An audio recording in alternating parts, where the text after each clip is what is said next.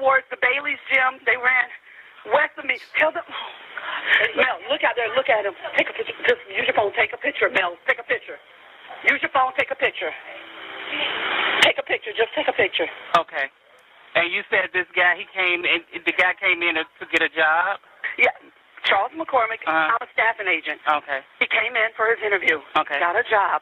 He was walking out for his job assignment. As soon as he walked out the door, this guy started shooting at him in the parking lot with a mask on. He started running. He ran on the side of my building on the sidewalk, and the guy shot him. It's like a shotgun. He's down on the sidewalk. He's not moving. What else do you need to know right now? I have bullet holes all in my window right now. Okay, ma'am, we got everybody coming to you, okay? He say smoking Willie, I bet them words got him stressed. He better not go to work, he better wear a vest. He say smoking Willie, I bet them words got him stressed. He better not go to work, he better wear a fucking vest. But that won't save his ass, cause I'm aiming for his head. The 5.56 left the last nigga dead. If Ace say he wanna go, we hunt him till he dead. Ksoo finna get out.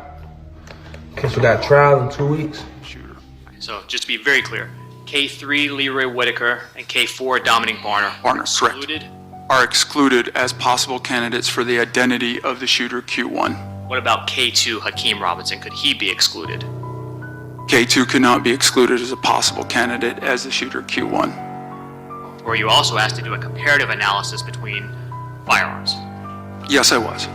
And was that specifically the firearm that was captured on the dash cam video by the shooter, as well as a firearm in a music video? That's correct. Now, Mr. Cooper just got up there and said the testimony against Hakeem being involved in this murder is going to be corroborated by reliable evidence. It is not.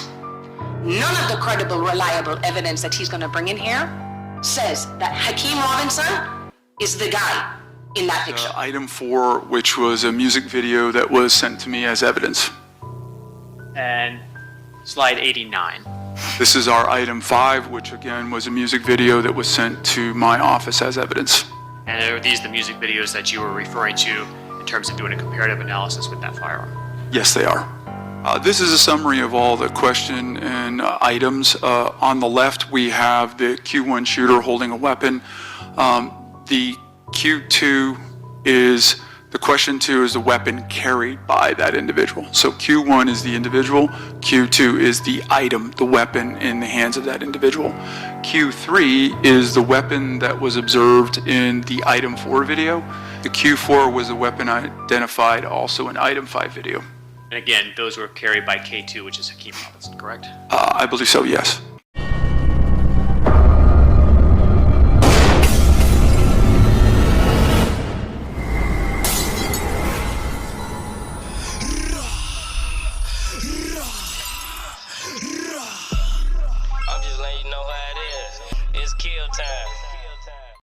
What's up, what it do? Drill Time TV checking in once again. And the fans saying that Ksoo fried. And at this point, his partner's just trying to keep hope alive. While his attorney basically just going through the motion. And the only defense they possibly had to offer is them telling the jury that Ksoo wasn't there. Well, if that's the case, where's the alibi from the day of the murder? I believe Ksoo lawyer was under the impression that the state only had DNA from a t-shirt in a stolen Nissan. And no phone records directly connected to his name.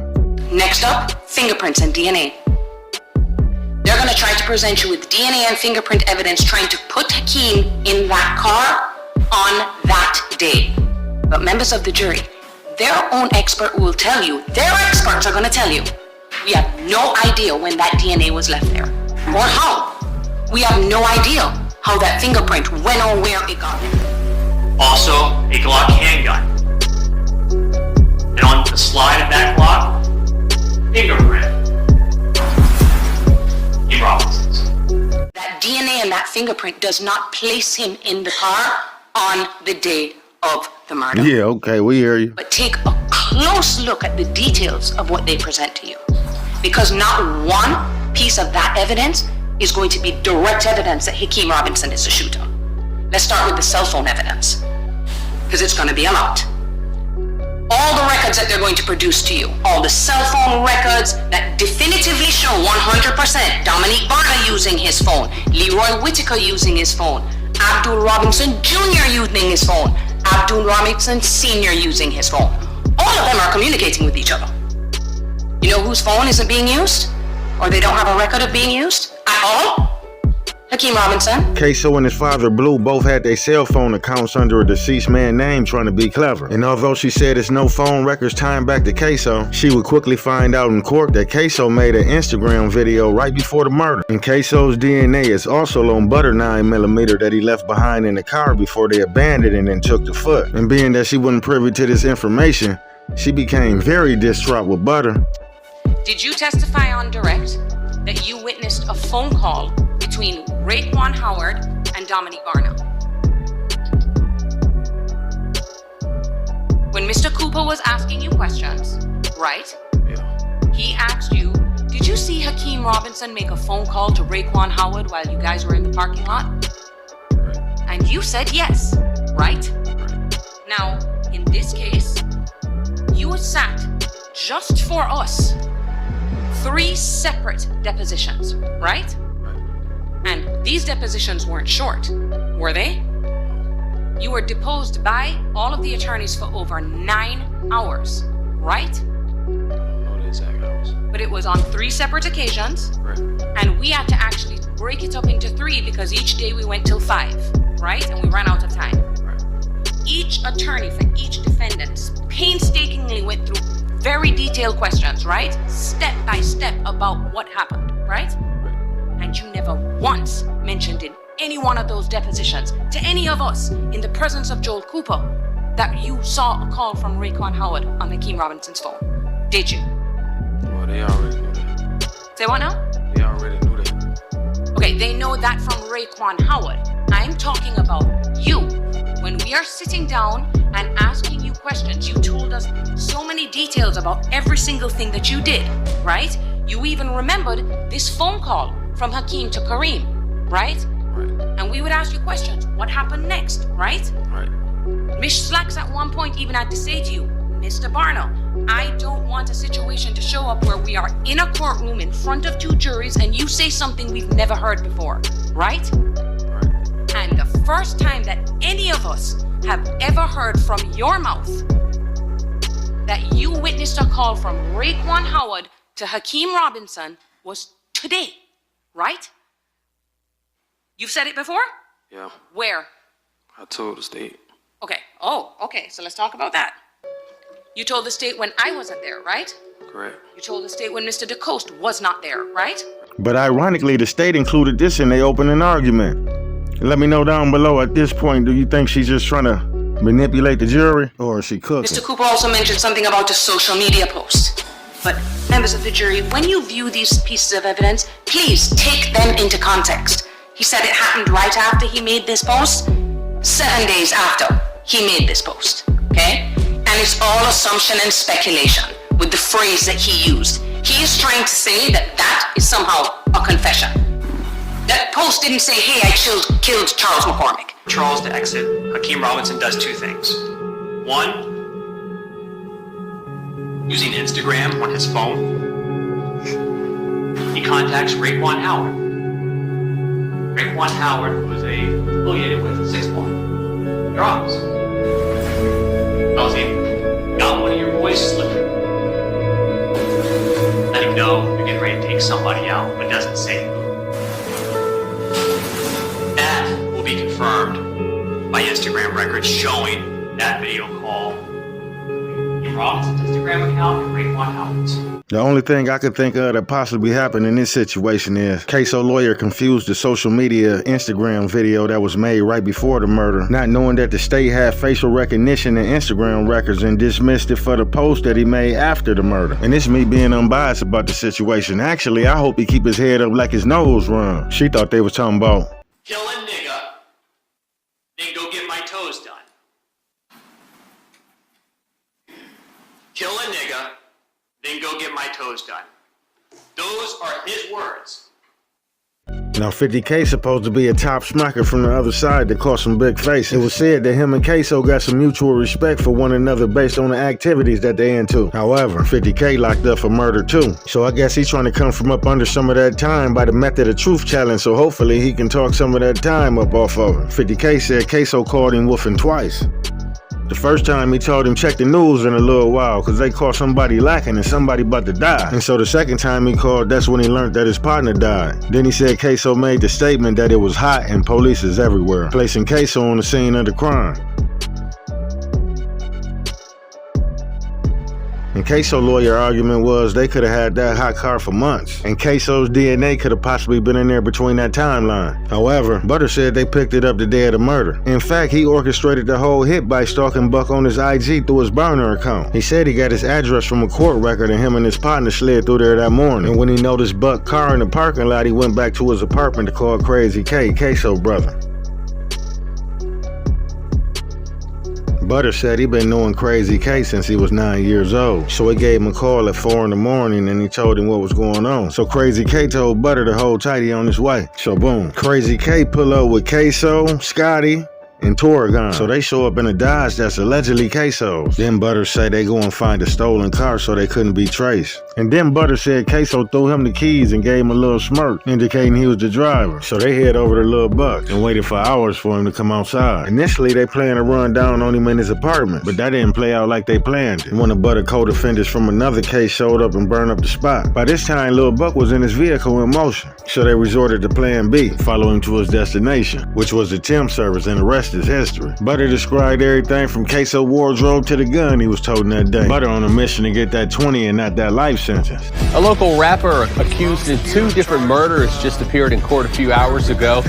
Now on upgraded charges. This video is of Hakeem Robinson, known as Ksoo, at his first appearance before a judge.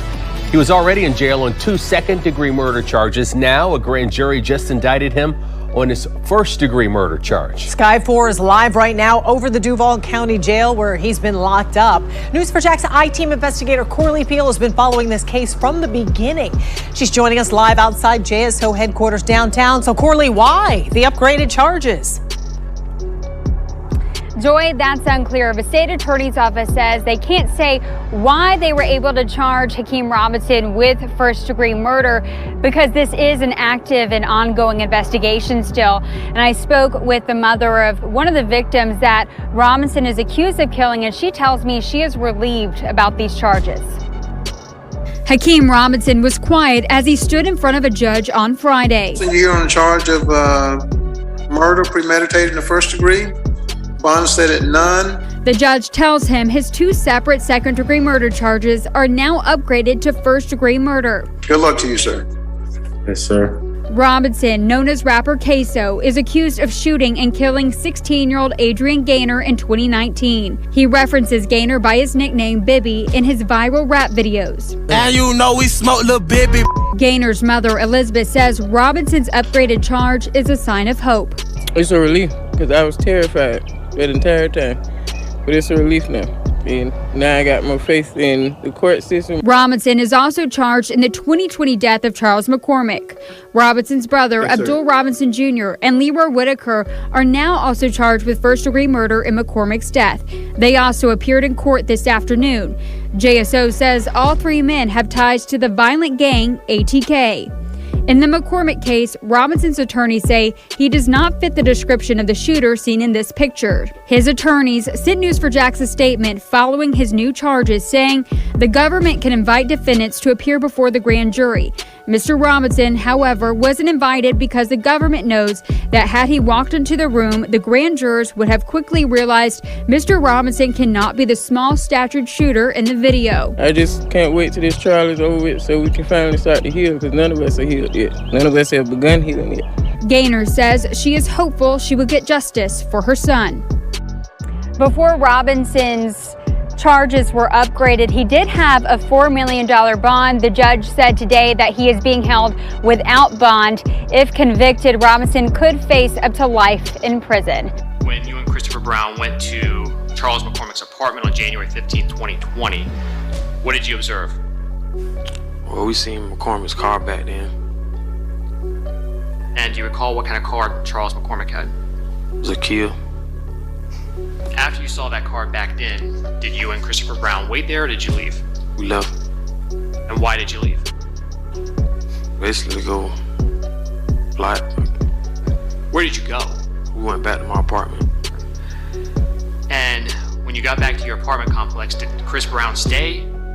No, he left. All right. And when he left, was it still the morning of January 15, 2020? Yes, sir. And where did he go, or why did he need to leave? He left because he had to take his baby mama to work. After Chris Brown left your apartment that morning, did you contact anybody? Yes, sir. Who? I contacted Kareem. Abdul Robinson Jr.? Yes, sir. And do you recall how you contacted him? Through phone. Do you remember around what time you called him? Yes, sir. What was that? 4 o'clock in the morning. What was your phone number back in January 15 of 2020? 702-918-4911. Was your account for that phone number in your name? Yes, sir. Was it in your actual name, Dominique Barner? No, sir. No, sir. Whose name was it in? It was a fake name. Do you recall what the name was? Yes, sir. What was it? Joshua Bennett. Do you recall Abdul Robinson Jr.'s cell phone number that you used to communicate with him back on January 15, 2020? Yes, sir. What was that? 904-624-3684. Do you remember what kind of cell phone Abdul Robinson Jr. had back then? He had an iPhone. After you called Abdul Robinson Jr. that morning, what did you tell him? Well, I told him that McCormick was home. And then what happened after you spoke to Abdul Robinson Jr.? Well, he told me that they was on the way to come get me. Right. Did someone show up to your apartment? Yes, sir. Who showed up? Torgan, Kareem, Scotty, and Ksoo.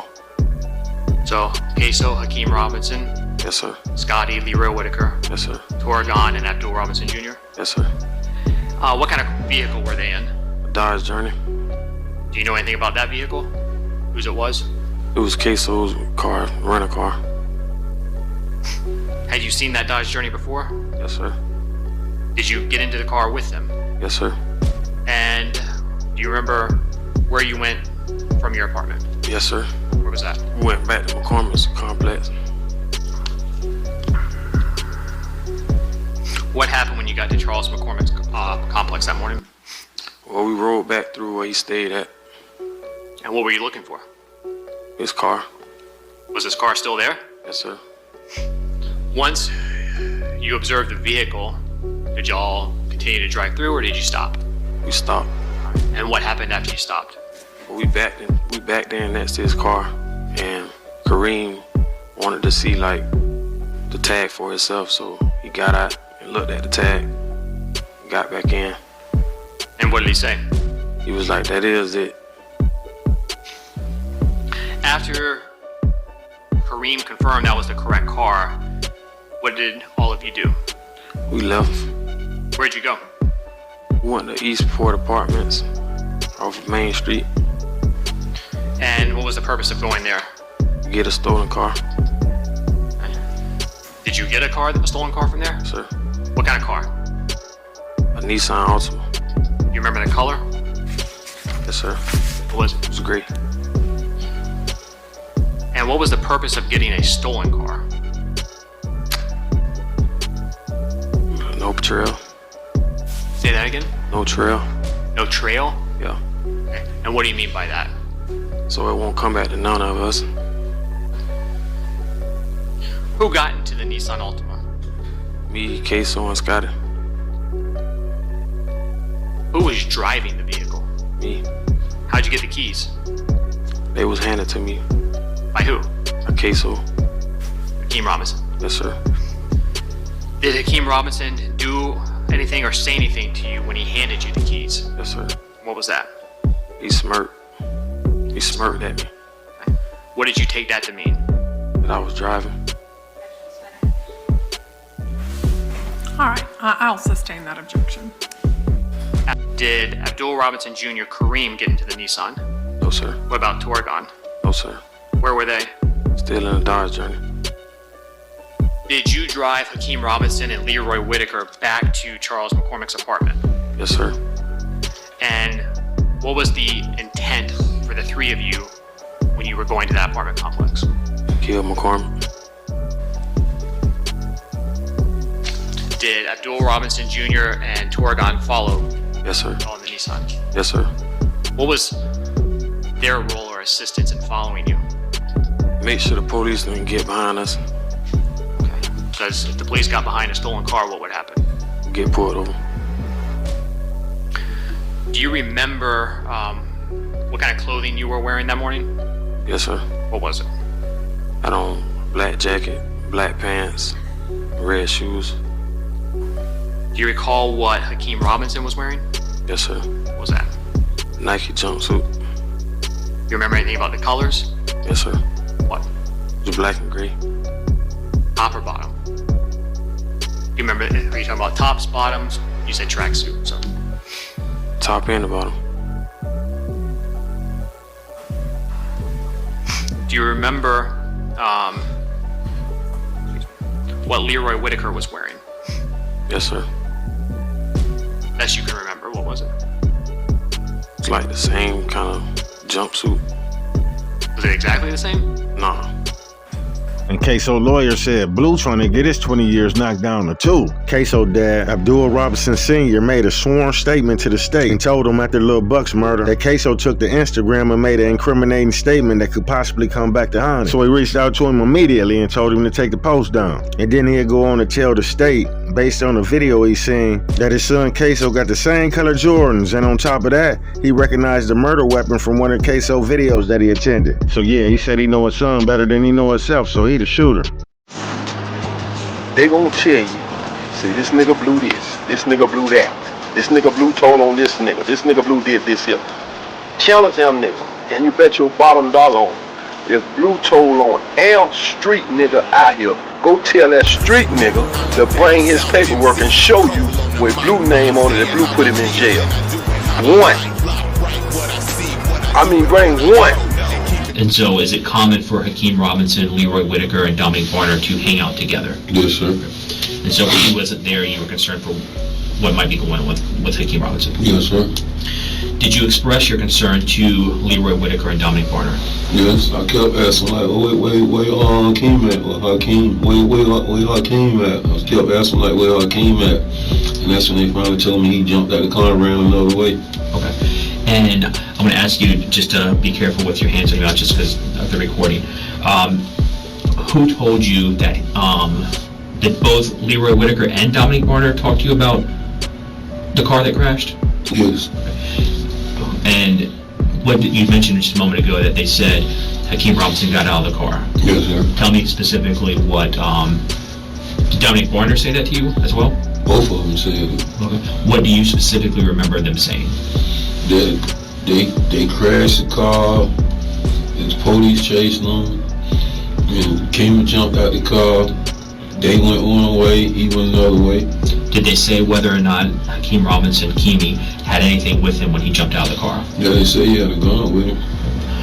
Did Leroy Whitaker and Dominic Barner mention to you if anything had been left behind in the car after it crashed? Yep, they said they left a gun in the car behind. Okay.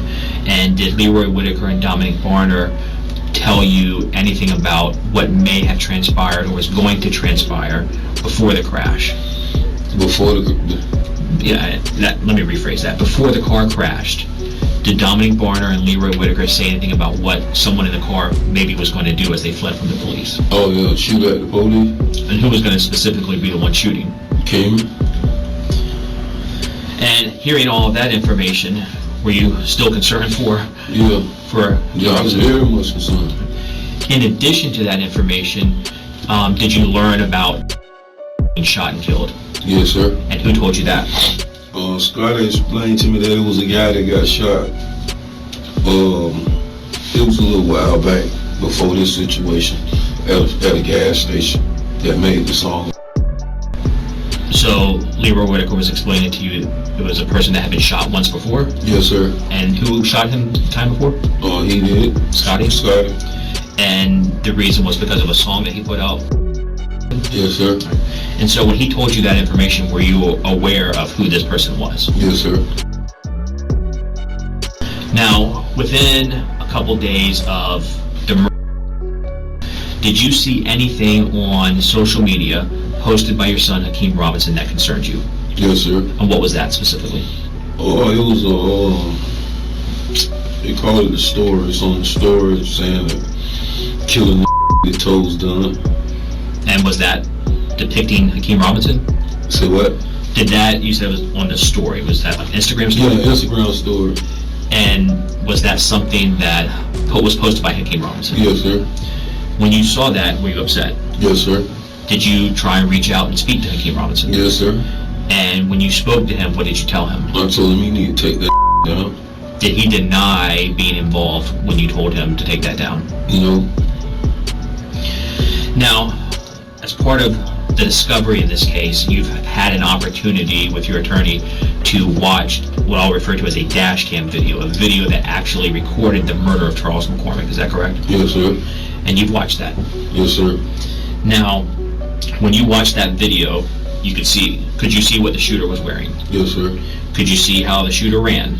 Yes, sir. How the shooter moved? Yes, sir. Did you also see the firearm that was used? Yes, sir. Right. Now, when you watched that video of the murder of Charles McCormick, did you recognize the shooter? Yes, sir. Who was the shooter in that video? Hakeem Robinson. Your son, Hakeem Robinson. Yes, sir. And obviously he's your son, so you're very familiar with him. Yes, sir. You're familiar with his height and his build? Yes, sir. You're familiar with how he walks and runs? Yes, sir. You've seen him move in music videos? Yes, sir. Yes, sir. Did he have dreads back in 2020, January of 2020? Yes, sir. Have you ever seen him wear hoodies? Yes, sir. Is that common for him to wear? Yes, sir. Have you ever seen him wear the hoodie with it pulled up over his dreads? Yes, sir.